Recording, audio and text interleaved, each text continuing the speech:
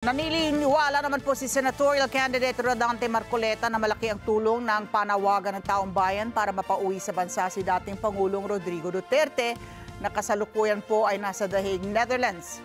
Samantala, muli naman giniit ng ilang mambabatas na may lapses sa naging pag-aresto sa dating Pangulo at hindi na ibigay ang mga karapatan nito. Erlo Bringas sa detalye. May tulong ang taong bayan para mapakinggan daw ng International Criminal Court. Yan ang sinabi ni senatorial candidate Rodante Marcoleta sa kabila ng mga panawagan na mapauwi ng dating Pangulong Rodrigo Duterte sa bansa na kasalukuyan nakapiit sa ICC sa The Hague, Netherlands at naharap sa kasong crime against humanity. Kabilang yan sa mga nabanggit ni Marcoleta sa kanyang naging pagbisita sa mga Kapampangan sa Mabalacat City sa Pampanga. Ayon kay Kong Marcoleta, sa batas naman daw ng ICC ang pagkakaroon ng panawagan kung kaya't maaari itong maging tulong para mapanawagan sa kinaukulan ng agarang pagpapauwi sa dating Pangulo.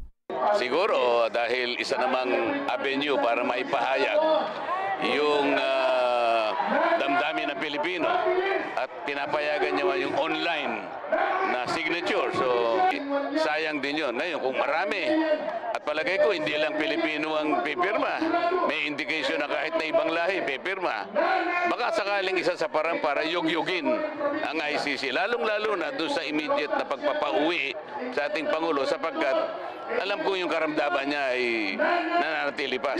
Kawawa naman kung hindi natin mabibigyan ng atensyon niya. Matatandaan na una nang ipinanawagan ang isang e-signature campaign para makalampag ang International Criminal Court na masilip ang naging proseso sa pagdadala doon sa dating Pangulo. Nakasaad kasi sa batas na dapat idinaan muna sa proseso ang Pangulo sa bansa at naibigay ang karapatan nito sa halip ang ginawa sa dating Pangulo ay idiniretso na agad sa The Hague, Netherlands at hindi na naibigay pa ang proseso at karapatan nito. Kung anong masasabi niyo yung reaksyon ng palasyo, ayaw daw makialam for the process na maaari namang pauwiin pala. Ano, no? Ay, di raw makikialam ang palasyo, yung panawagan na... Wala nga namang makialam sila. Ayun ay mekanismo ng ICC. Siyempre, isa sa paraan para ma-influensyahan natin ang hakbang na gusto nilang gawin. Siguro naman kung milyon-bilyon ang may palalaganap nating signature at mabisang paraan yun dahil online na mabilisan, maramihan at pinapayagan ng kanilang tuntunin. Alam ko babasahin nila.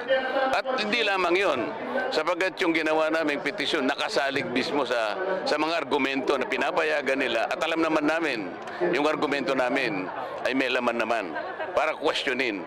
Hindi dapat maihalin tulad daw ang kaso ng dating Pangulo sa kaso nila Russian President Vladimir Putin at Israel Prime Minister Benjamin Netanyahu na parehong may kaso din sa ICC dahil may tuturing na mas malala pa nga ang mga nagawa ng dalawang lider kaysa sa dating Pangulo. Malaking tanong din anya kung bakit hindi pa naaresto ang dalawang lider sa kabila na meron na ding warrant ang mga ito mula sa ICC. Hindi lamang yung jurisdiction, pati yung admissibility issue sa pagkakadakip at pagdukot at maging sa gaganaping paglilitis sa kanya. Kukwestiyonin natin yun.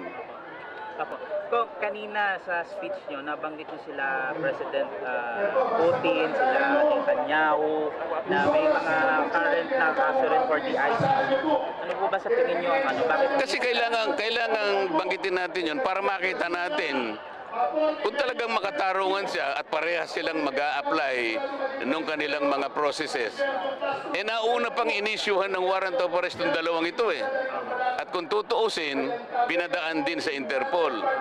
At kung titingnan mo yung nature ng charge, yung crime against humanity of murder, ang element nun ay widespread systematic attack on civilian population. Hindi naman ganun ang paraan ni Pangulong Duterte. Erlo Bringas para sa Matanak, Agila, Matatag, Matapa, Matapa.